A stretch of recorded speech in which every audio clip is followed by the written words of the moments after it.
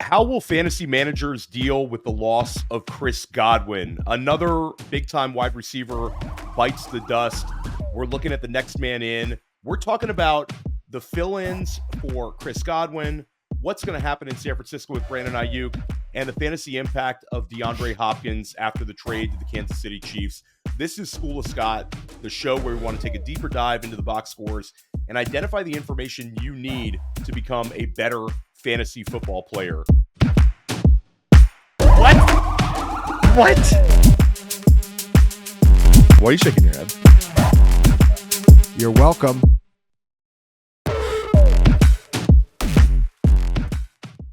All of the information that we are going to discuss on School of Scott comes from Fantasy Points, the Everything Report by Scott Barrett, and Fantasy Points Data Suite.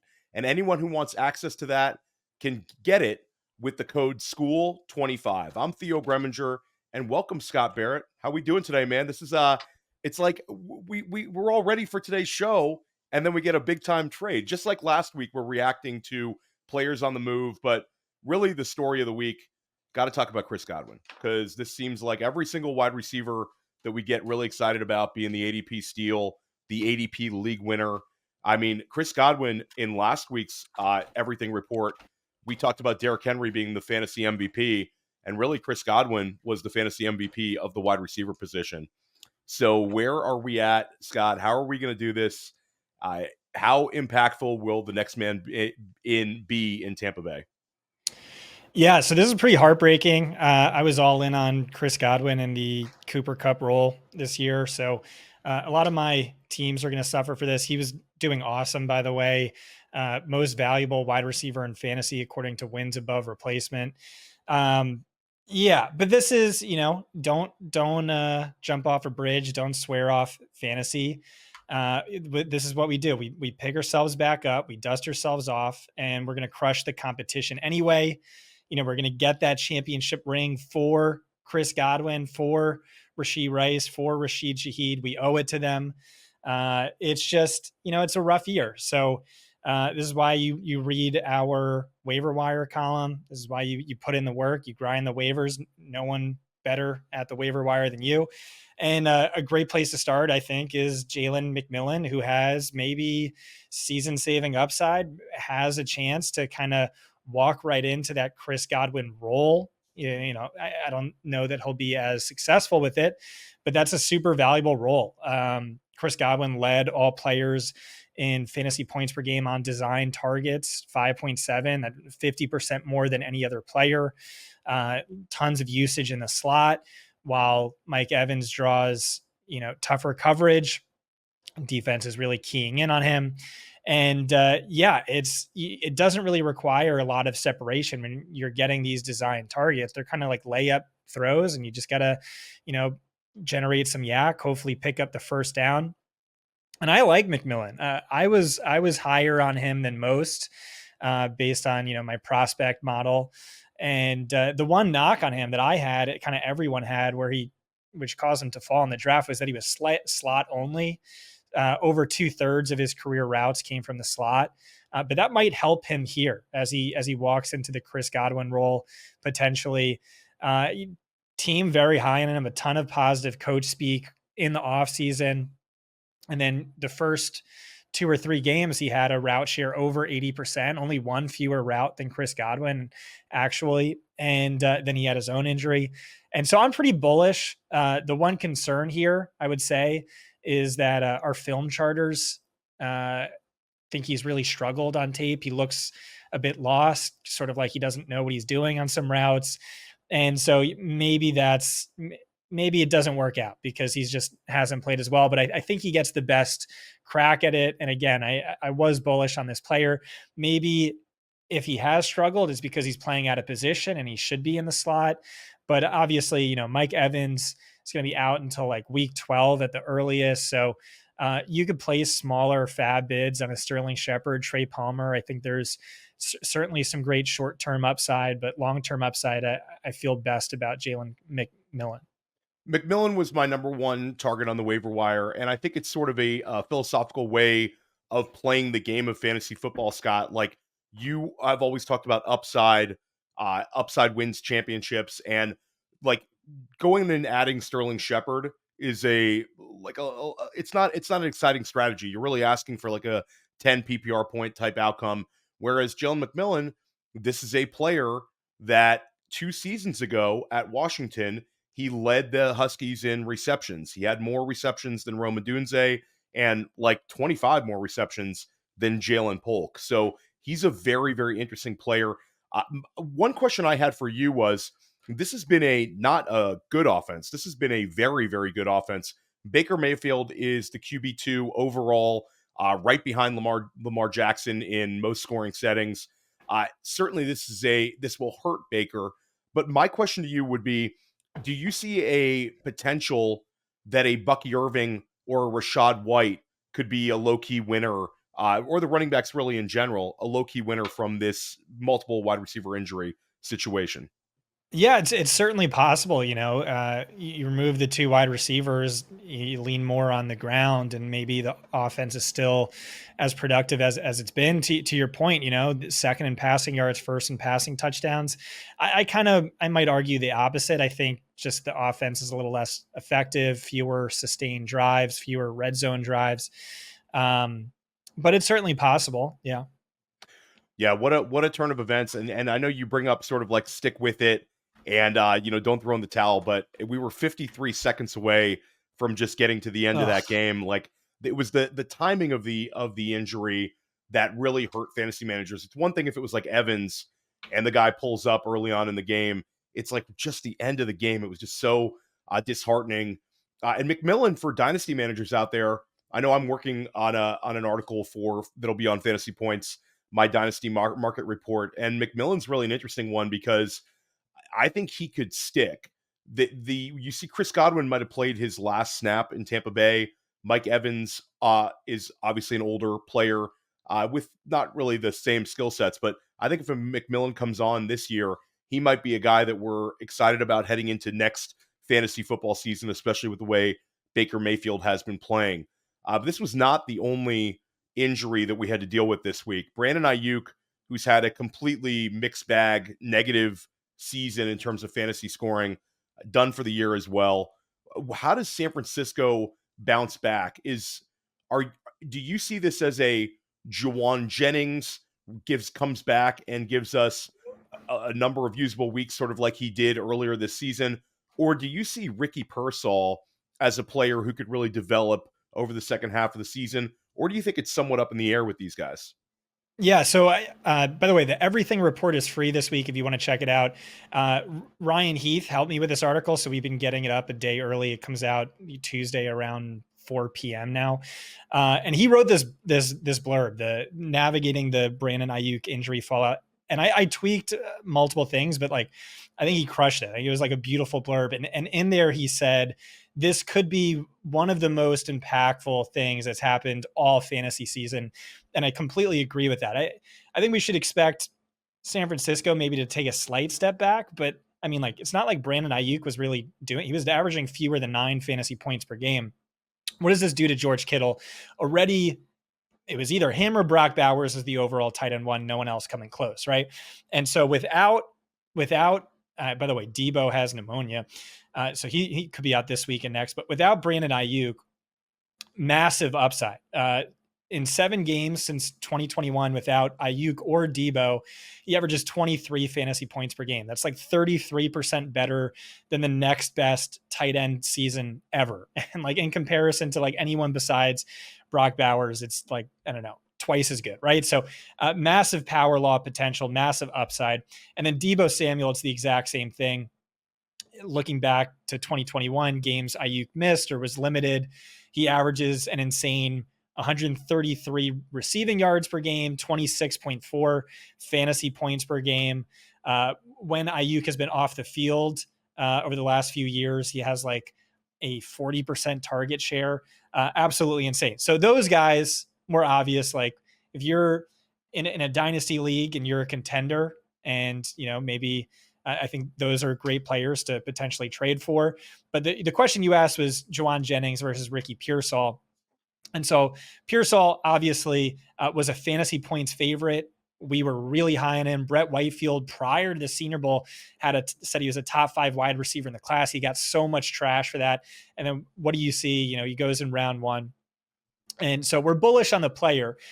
My argument against him is that, we typically see rookies, especially rookie wide receivers, who miss a significant chunk of training camp.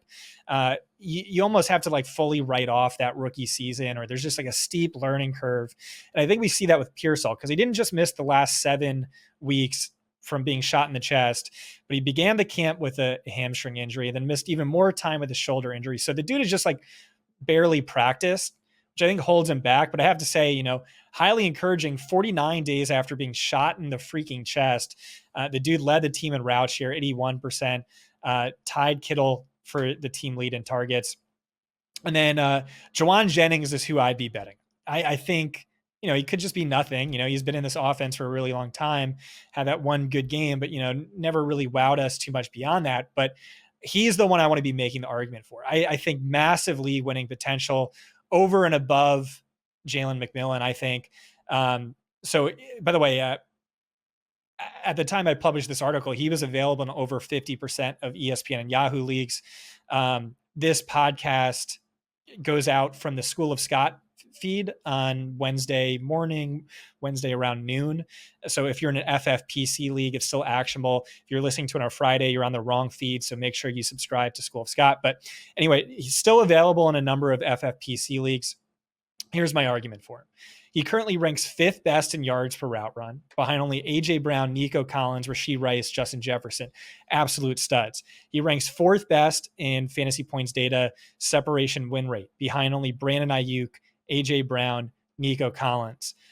He's exceeded a 73% route share in 5 of 7 games that Aiyuk or Samuel has missed over the last 3 seasons. Typically, he's at a 50%. And then what do we see in week 3? 46.5 fantasy points. That is rare. That is so rare. It was the 15th most by any wide receiver in a decade. So just the upside based on just that one game, which Debo missed, I'm extremely bullish. I think he's looked great. I think he's played great. I think, Kyle Shanahan is a genius. I trust this offense. And I really think there's a good chance, we look back week 17 and it's who were the most rostered players on championship teams? And it wouldn't shock me if Jauan Jennings was one of those top 5 players. Yeah, no, I'm with you. And I was like, Scott, you're burying the lead. The guy scored 46.5 points in the game without Debo. It's just say that. But it was very, you explained it very, very well. And I will add that Ryan Heath, he was a guest on my other podcast, Press Coverage, this week. And he's super bullish on George Kittle. And I know you are as well. And Scott talked about how the everything report is one thing on George Kittle. It just sprung to mind.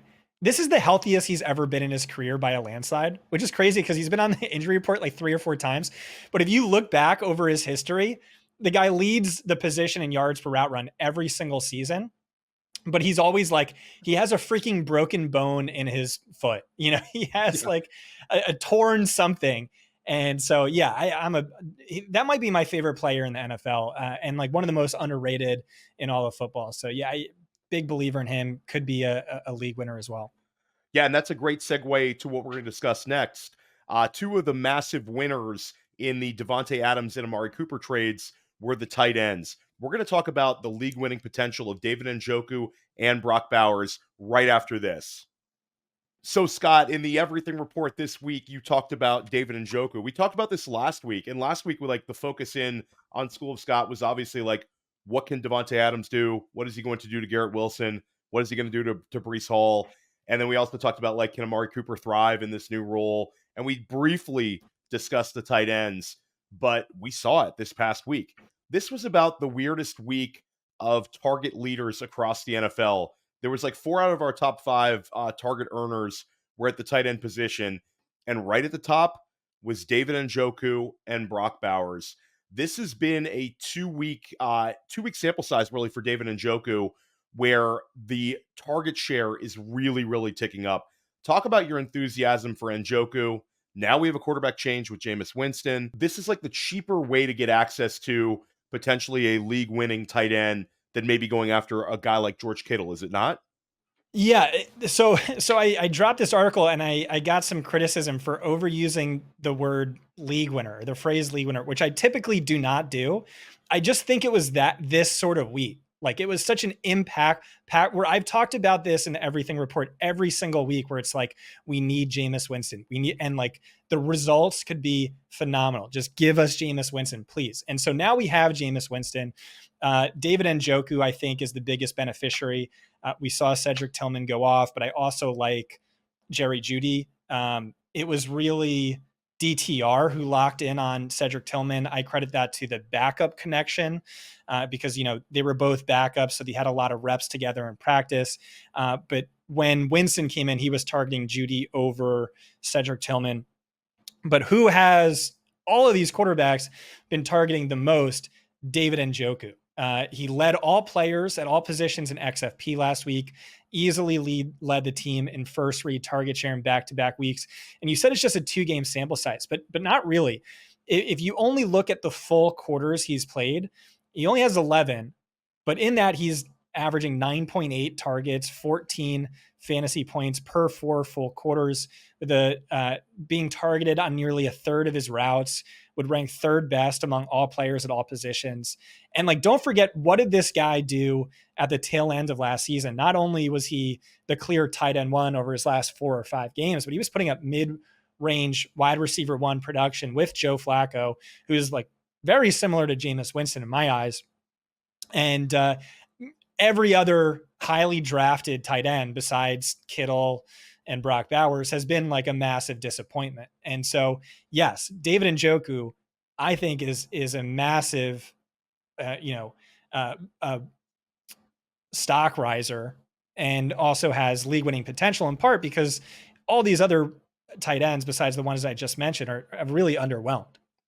Yeah, and shout out to the language police. Leave Scott alone. We want to read the word league winning potential. What do you want? Somebody like they get you to the playoff potential? We're in the middle Right. of the season. We're trying to win leagues here, people. And I'm totally with you. David Njoku is a stud, redraft target, dynasty target. The guy doesn't turn 29 till July. He's very much in the prime of tight ends, next level type athlete. This is a dude who just will show up to a press conference with no shirt on, and you're like, okay, I get it. David Njoku, like, put a shirt back on, man. We get it. But he just has that. He's just got that. Like, it was multiple seasons of us sort of wanting more, and then last year we got it. You brought up how well he did last year. It was sort of, if you had Evan Engram or David Njoku. I know, like, my best ball teams all had David Njoku and Evan Engram. A lot of my teams that did the best in redraft or in Dynasty had one of those two guys because they were just so good to end last season. So wheels up for David Njoku. And then let's briefly touch on Brock Bowers because we could spend 10 minutes on Bowers every single week here on School of Scott. But I'll give you just a couple little facts here.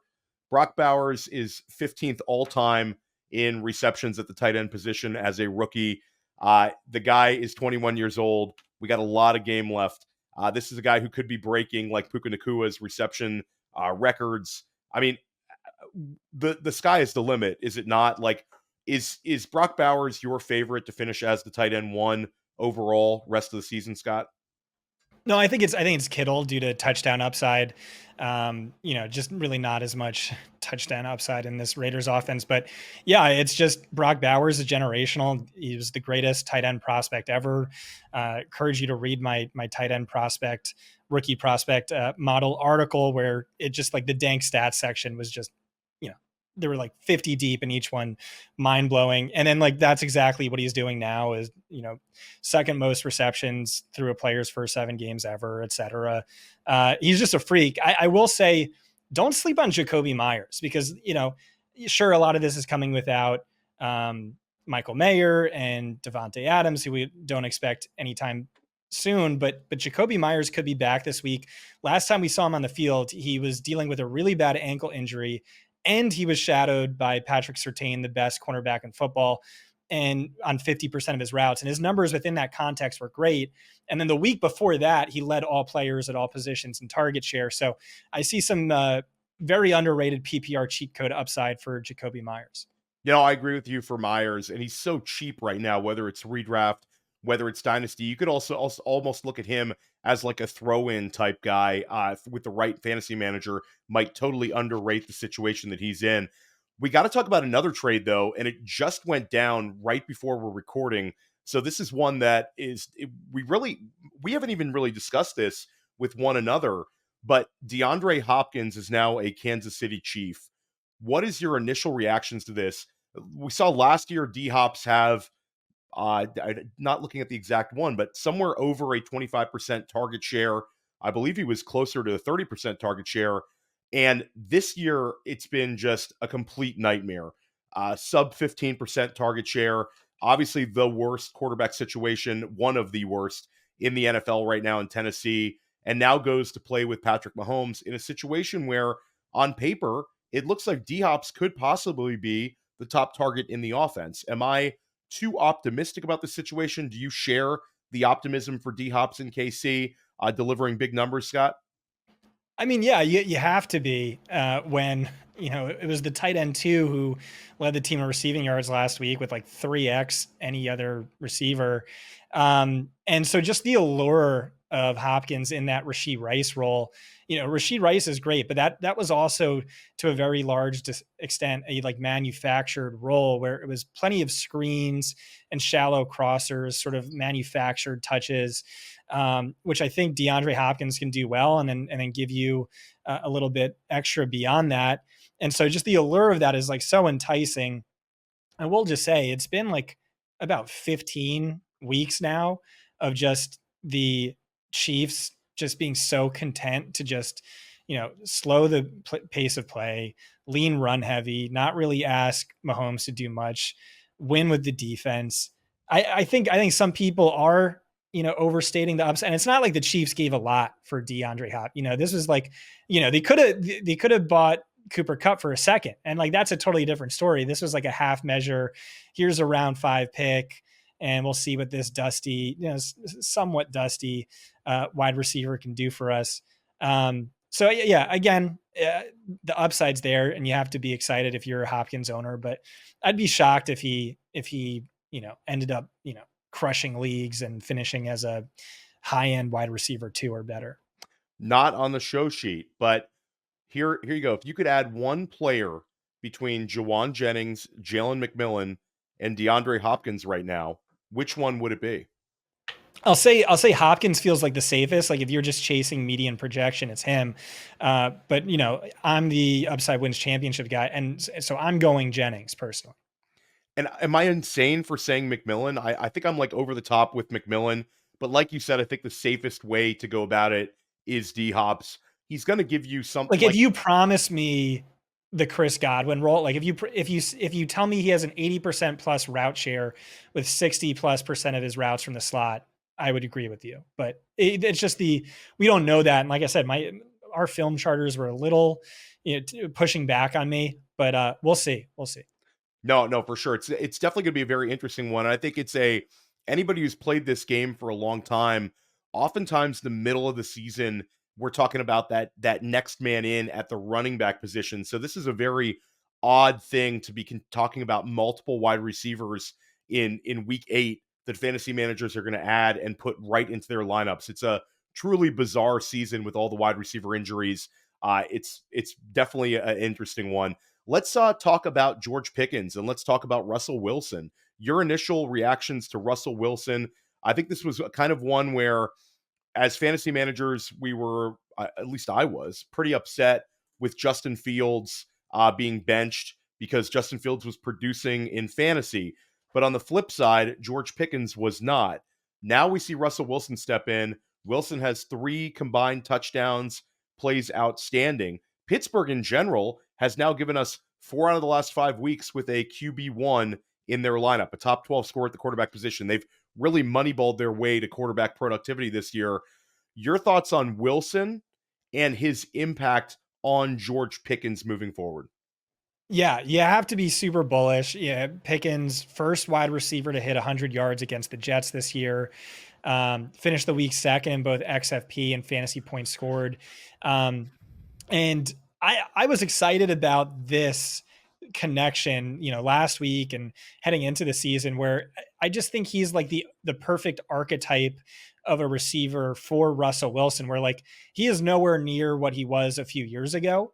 But he still has one of the best deep balls in football, and he's like unafraid to throw to wide receivers in tight spaces, which Pickens might be better at the contested target than any wide receiver in football. Just 2 years ago, I think he led the league in R stat hero catches, just like exceptional catches that like you wouldn't expect a typical wide receiver to make. And you saw that last week. Pickens had 6 contested targets, 3 hero catches. That might be a fantasy points data record. But he was averaging just 1.5 contested targets per game with Fields. And so, yeah, Wilson's going to be unafraid to just chuck it up to Pickens. And I'd be betting on Pickens making those plays more often than just about any other receiver. And yeah, like last year, Cortland Sutton had 10 plus receiving touchdowns. And to me, Pickens has always been like, my comp for him would be like a rich man's Cortland Sutton. I love that comp. And I agree with you. I think Pickens is one where you have to be super excited about what you saw. I'll also say that there's little to no wide receiver target competition. Like he's a true alpha. Oh, yeah. It's an easy path to see him giving us really, really strong production rest of the season. What a change of events with multiple wide receivers. We've touched on it. When we come back, we're going to talk about the Breece Hall and how enthusiastic Scott is about Breece Hall rest of the season under offensive genius Todd Downing. We'll be back in a minute. Welcome back to School of Scott. Theo Gremminger and Scott Barrett breaking it down. Everything we discuss on this show, you can find at Fantasy Points. Scott's everything report and the Fantasy Points data. Anything you want to become a better fantasy manager is over at Fantasy Points. You also get access to some of the best waiver wire information in the industry and tremendous DFS content as well. You're touching everything over there, Scott. But the everything report this week was absolute fire. And I think one of the best things you wrote was about Breece Hall. How enthusiastic are you about Breece Hall moving forward rest of the season? We saw him go absolutely nuts as a receiver this past week. Yeah, I think with Breece Hall and Bijan Robinson, you could seem, if you read the everything report, it could seem a little bipolar where it's, like, oh no, like his usage is cratered when week 1, week 2, it was elite. What do we do? And we had this back and forth and I was like, you still gotta hold. And Breece Hall rewarded those who held with Downing. His snap share has jumped from, 70% to 85%. He was splitting carries almost 50-50 with Braylon Allen. Now he's back up to 83%, 67% route share, insane amount of targets.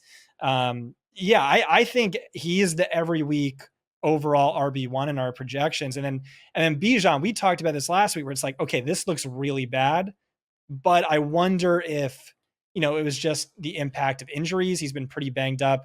And so encouraging, we're not out of the woods entirely, but last week was his best usage since week 1. And so hopefully both of those guys can be the top 3, draft picks you selected them to be.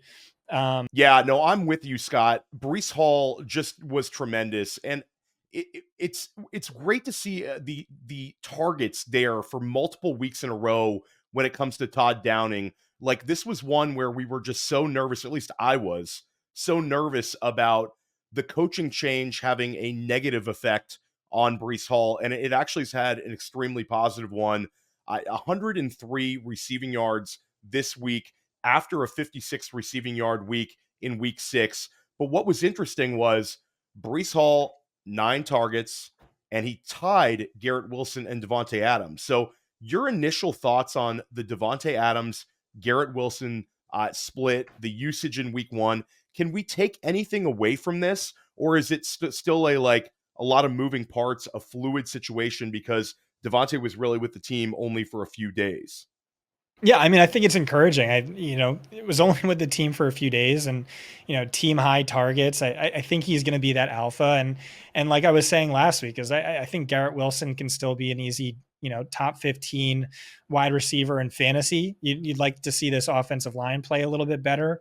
But one encouraging thing that I think, we should be praising Todd Downing for is his route tree looks night and day different since Downing took over. And he's running a lot of the routes that he crushed at last year, according to Ass, when, the first 6 weeks of the season, he was kind of running the routes that he wasn't as good at last year. And so maybe Todd Downing was aware of that. So I like this. I think the biggest takeaway that, isn't as obvious is just Alan Lazard ran just a 60% route share. That's down to 82%. So he's not really someone you can trust, I think, every week moving forward. I think really this offense is just, the pie is really just cut into 3 pieces with Breece Hall, Devonta Adams, and Garrett Wilson.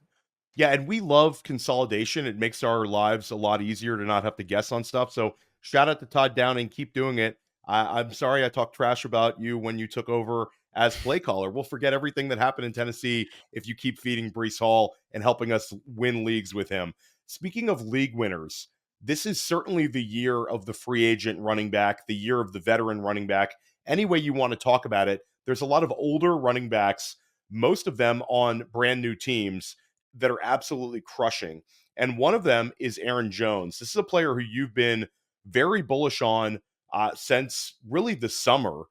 This is one where we talked about it recently, where I was a little more enthusiastic about Ty Chandler heading into week 7 because I thought he'd get a start, or at least Aaron Jones would be very limited. It was completely to the contrary. Jones was awesome. That game was very beneficial to us as fantasy managers in general. But specifically, what are you seeing from Aaron Jones and, Scott, the sneaky durability, playing through injuries? Right. I didn't think he was going to play, barely practiced with that hamstring. And then the team traded midweek for Cam Akers. And I'm like, oh boy, he's going to be out a while. Now I'm thinking that trade had more to do with Ty Chandler. You look at some of the efficiency metrics over at Fantasy Points data. Aaron Jones leads all running backs in yards after contact per attempt. Ty Chandler ranks dead last by the same stat. And so despite this hamstring injury, Jones came right back in, 77% snap share, out carried Chandler 14-2, out targeted him 3-0. This is elite usage. Cam Akers, by the way, didn't play a snap. And so over his last 3 full games, 21.4 fantasy points per game, 20.7 XFP per game, easy top 5 numbers for a player who's historically always been one of the most efficient in football. So to me, he's a top 7 fantasy running back just about every week moving forward, regardless of matchup. Yeah, it's really something, and it's sort of like getting lost in the shuffle because of the success of some of these other running backs like Derrick Henry, like Saquon Barkley. I mean, those guys are absolutely crushing leagues. But Jones has been terrific, about as good as it gets. And it was sort of does Green Bay almost wish they could have had a do-over? Because right now, give me Aaron Jones over Josh Jacobs all day long, not just with the fantasy points. He looks better. Everything about him just screams fantasy football points every time he steps on the field. And let's talk about another running back. This was sort of one of the positives of the early season, was the success of James Cook. The Joe Brady offense was featuring him. There was continual production week after week. We had the Miami game where James Cook just went nuts. But we saw him miss a game, and when he missed, it was Ray Davis who had a huge week. Ray Davis gave us like 150 combined yards, and then James Cook came back. And this was in week 7, but Ray Davis did not disappear, Scott. Is this a threat to James Cook? And sort of, do we need to adjust our expectations on Cook moving forward? Like, this was a guy giving us really top 6 running back numbers to start the year. Is he a little bit more of a high-end RB2 type with the presence of Davis on a weekly basis? Yeah. I mean, this isn't great. Cook, it was a 3-1 split basically in his favor with Ray Davis. And then Ray Davis, leads the team in rushing yards and receiving yards without Cook. And then last week, Cook was still the RB1, but it was Davis who led in rushing yards on 7 fewer carries. Look up his touchdown. It was incredible. Also out targeted Cook 1-0. So yeah, and Davis came into this game after barely practicing with a calf injury. So I would not be surprised if this was like a 50-50 split next week or this week. Yeah, that's not anything that James Cook managers want to hear. And this would actually be one that would be interesting to potentially pivot off of James Cook and trade him away. Because I'm with you. I think that like Ray Davis showed that he could absorb volume. He didn't have a fumble. He basically looked really good, and he looks very strong as a receiver as well. So that caps James Cook in multiple ways. Then you also factor in Amari Cooper being there. So there's someone for him to compete with on design plays, on touches, and just a general offensive philosophy in general. So I'm with you. I think like James Cook, the enthusiasm for Cook needs to at least be taken down significantly. Now, one running back, we talked about Aaron Jones. We've talked about Derrick Henry. We've talked about Saquon Barkley. Another running back on a new team that's thriving is Joe Mixon. But this is one that's concerning for a lot of fantasy managers who are rostering CJ Stroud. This past week, we saw 33 rush attempts by Houston to only 21 pass attempts. What is going on here? This is not what we signed up for. It's certainly not what we signed up for when we were hyping up Tank Dell after his strong performance in the first week without Nico Collins. Tank Dell gets 4 targets, 0 receptions this past week, and it was pretty much everything going to the running back position. Yeah, that's right. It was one of the most run heavy performances of any team in any game this season by pass rate over expectation. And so we talked about this, how this offense was always a lot more run heavy than, we wanted or we thought was optimal. And that was the case with scrub running backs. So you get a healthy Joe Mixon, and it's really just, it's all going to him. In his 3 full games, he's scored at least 26 fantasy points in each of them. By XFP or fantasy points per game, it would be the RB1 overall in those games. And to me, he looks like another, top 7, top 6 fantasy running back every week moving forward. What's going on wrong with this Houston's offense? Part of it is the volume, but more than anything, it's this offensive line that looks pretty good run blocking and horrible pass blocking. They just cannot do anything against the blitz, especially against stunts. Read Scott D. Benedetto's O-line D-line matchup article. This is Scott was a scout with the Cleveland Browns up until a few months ago, spent 10 years with them, so he knows what he's talking about. But the data is just crazy there. This offensive line is really holding Houston back, much like the Jets' really bad offensive line is holding Aaron Rodgers back, where it's like one of those things where it's like, if you just gave them perfectly league average offensive line play, these could be top 5 passing offenses in football in my eyes. It's very frustrating. You referenced the line play. Also, we have no Nico Collins there, but CJ Stroud's only given us 2 QB1 performances this season, not what we signed up for. And Scott, it's really like that was sort of the zone to avoid when it came to drafting quarterbacks, was that CJ Stroud, Anthony Richardson tier, where neither one of those guys has given us return on investment, sort of like the quarterbacks that people were pushing up, sort of chasing the big 4, chasing the big 5 right there. Kyler Murray, also a mixed bag in that same range. That's something to talk about definitely this offseason. Want to get your opinion on Tank Bigsby, because we saw Tank Bigsby just go nuts, have another very strong week. He has 100 plus rushing yards in 2 out of his last 3 games. Are you bullish on this situation moving forward with Bigsby? How would you be treating him as a fantasy manager if he was on your roster? Yeah, he's not someone I'm really excited about, not someone I'd ever really be excited to start. I talked about this 2 weeks ago, where it's like, okay, this is the perfect spot for him in this matchup with positive game script. And especially with Travis Etienne out. But I think most weeks he's just not someone to get excited, because he has no target upside. He's just not involved at all as a pass catcher. And this is a team that's going to be trailing just about every week. They don't play the Patriots in London, which is, home field territory for them. And so he's going to be a committee back no matter what. and the lack of target upside really hurts him on this bad team. Yeah, I mean, I think this is sort of the definition of a sell high. He has 2 weeks with 23 plus PPR points, and that was not like Scott being hyperbolic. He literally has 1 reception on the season, 28 yards. Maybe throw the ball to him a little bit, take away some of the Dearness Johnson ones. We're going to take a quick break, and when Scott and I come back, we're going to talk about Brian Thomas Jr. or Marvin Harrison. Who is Scott favoring in Dynasty? Welcome back to School of Scott. We're talking a little bit of Dynasty, a little Dynasty segment here.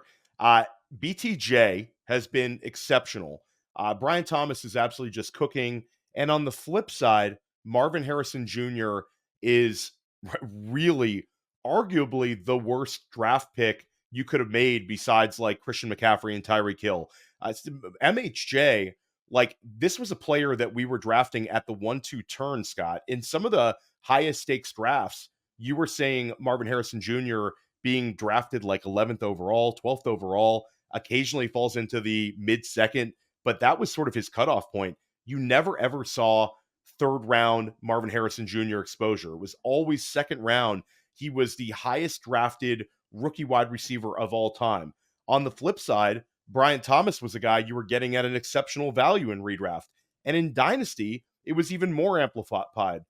Marvin Harrison Jr. in a lot of Superflex Dynasty rookie drafts was being selected ahead of Jaden Daniels. It was like Caleb Williams, then Marvin Harrison Jr., then Jaden Daniels. And that wasn't always like, that wasn't every single draft, but it was enough of them. And BTJ was a guy that was going at the tail end of the first round in Superflex drafts, sometimes in the early second. But you see this as a potential complete turnaround in terms of dynasty values. Yeah, I don't want to be too hard on Marvin Harrison Jr. I think it's really just the role he's playing.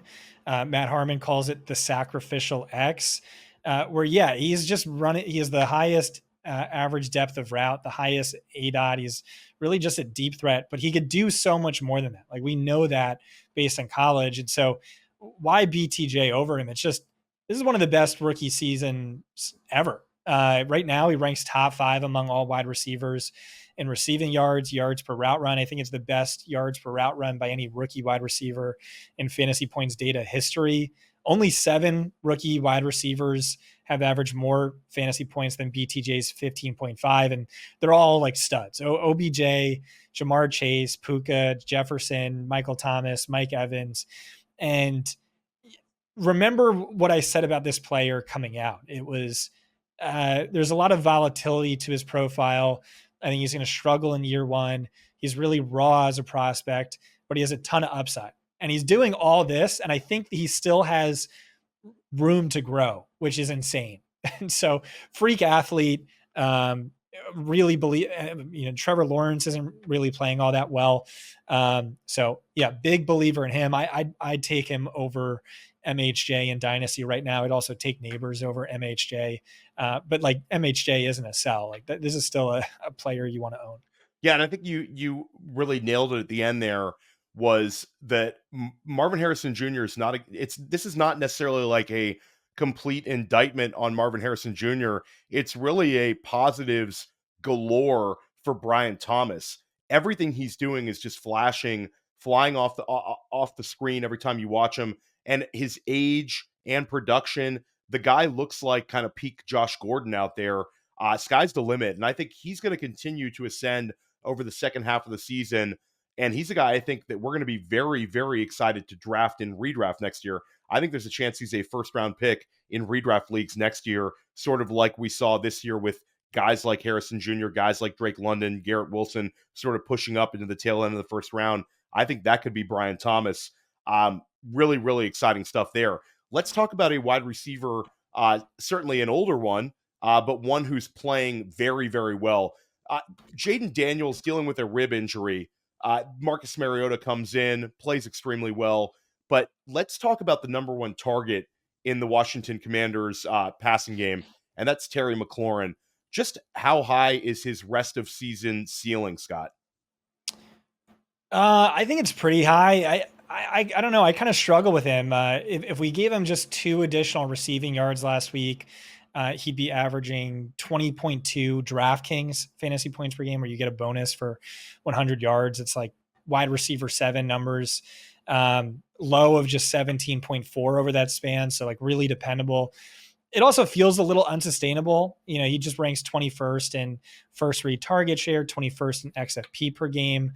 And so maybe it's just like the potency of this offense, where he doesn't need tremendous volume. And like, even if that regresses, then the volume would pick up. I don't know. Personally, I really kind of struggled with him.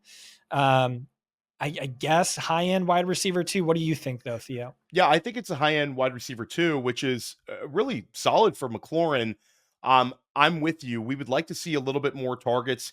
He's sort of stuck in that purgatory range where he's giving us like 14 points per game. We would love to see the volume tick up, maybe fewer targets for a few other guys in the offense, maybe a couple of less running back touches might be nice in certain game scripts. I don't know. I'll say that the one thing about him is the schedule sort of gets a little more difficult. So we could see over the second half of the year, maybe more games where they're going to have to pass, maybe more games where they're trailing. Washington just hasn't trailed that much, which seems kind of funny to say, but there's been a lot of games where they've been in complete control of the situation.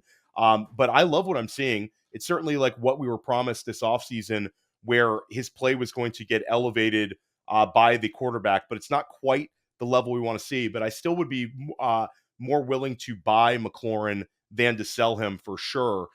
Let's stick at the wide receiver position, because I want to get your opinion on not only AJ Brown and his incredible usage, but also what we're seeing with Devonta Smith.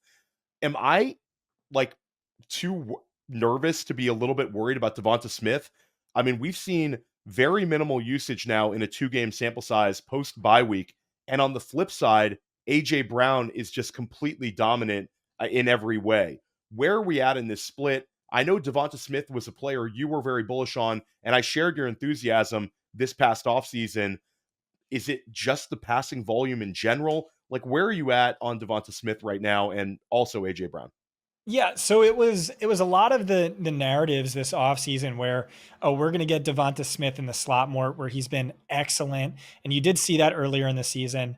And we're going to get him in mismatches. We're going to use him a lot, and like that excited me because Kellen Moore, his history with his wide receiver one and his offense has been incredible, just peppered with volume. And it's like, okay, maybe Devonta Smith's not the wide receiver one, but those wide receiver ones were always the slots, right? And now you're just seeing AJ Brown go insane. Like, there's an argument to be made. He's the overall wide receiver one in fantasy. He's also, by the way, getting a lot of slot runs. So he's getting these mismatches. And yeah, it really just could be the case where like AJ Brown is just like out alphaing him to such a large extent. And then you also have Saquon beasting. So more carries, fewer targets for all receivers.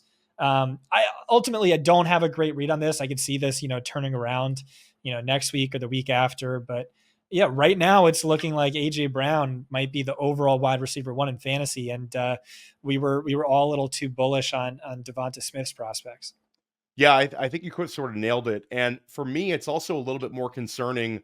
Uh, the one argument to be made was maybe there was a little bit more volume for Saquon than they really wanted, just to get the revenge game narrative. Saquon has the second most rushing yards he's ever had in a game, and maybe they fed him a little bit more sort of in that situation. But I do worry a little bit where Dallas Goedert missing, and we still don't get the targets for Devonta Smith. So I think I'm with you. I think collectively there just wasn't enough enthusiasm about AJ Brown, and it's sort of been that way for 2 straight seasons.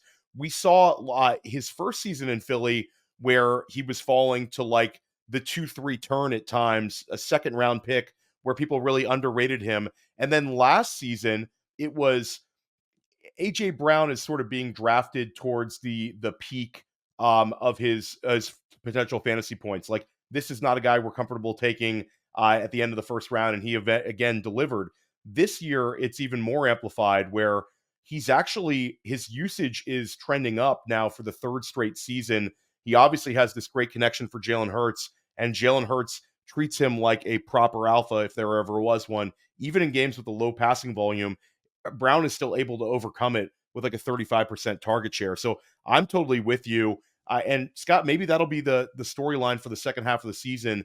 The win rates sort of shifting back to the first round wide receiver with guys like AJ Brown delivering now that we have all these guys like obviously Chris Godwin that are injured. Let's talk about another player sort of coming off of a bye week, CD Lamb.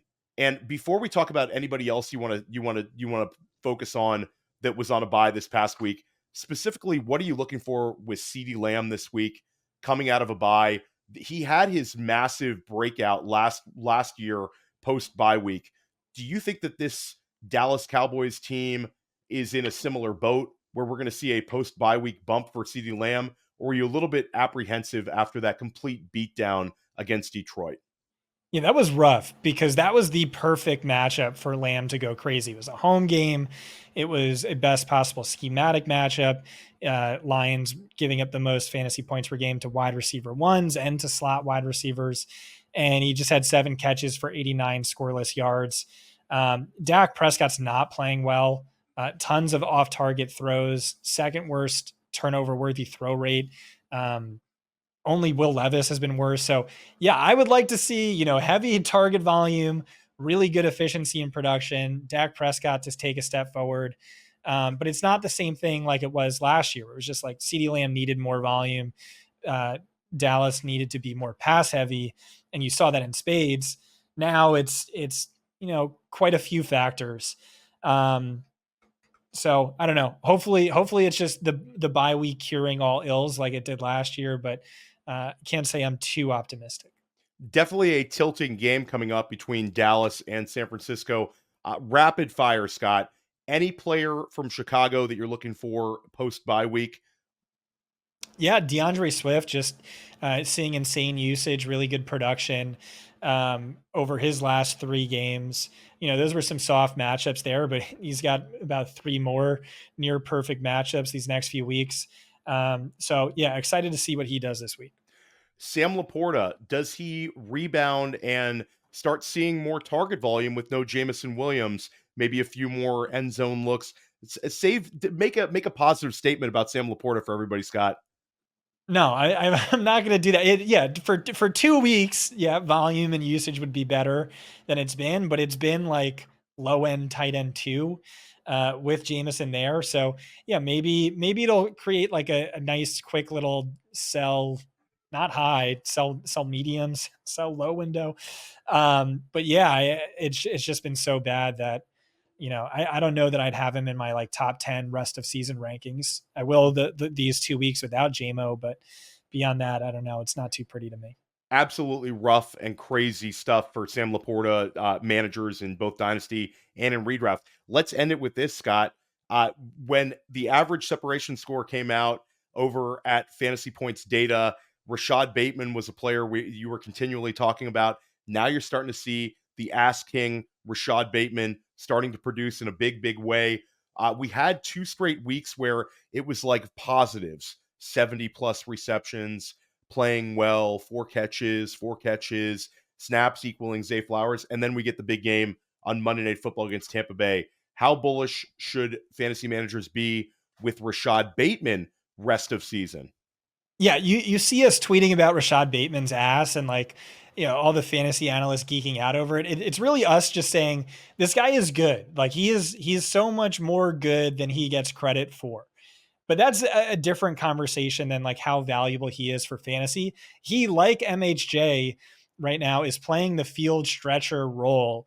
And so what have you seen? He's had 1 game with more than 4 targets over his last 6. And so I don't know that he's someone really to trust in fantasy, although he's like currently, I think, the wide receiver 36. But yeah, he's just a player we all like and we all think is pretty good, but dependable every week, flex eligible guy. I don't know. I don't know that I see that yet. But encouraging last few weeks at the very least. Yeah, and if I'm going to be chasing it with a flex, I love using high upside flexes. And this Baltimore offense is simply That's insane true. right now with the the productivity we've seen, it's like four straight weeks with an AFC Player of the Week between Derrick Henry and Lamar Jackson. Simply insane. Scott, this was a blast. Let everybody know what you have coming out. Scott Barrett, DFB on Twitter, fantasypoints.com. Have some DFS stuff coming out later in the week. If you're into that, if you lost Chris Godwin from your team, you lost Rashee Rice and Rashid Shaheed, get into some DFS. That's my recommendation to you. What about you, Theo? Just a bunch of podcasts. I have my Dynasty article coming out over at Fantasy Points. I have Dwayne McFarland over on Press Coverage. Check out Dynasty Life with Ryan Heath. That dropped earlier in the week. And yeah, just looking forward to more School of Scott. We're going to help you crush your leagues this season. Check out everything we discussed over at Fantasy Points, and we'll see you next week.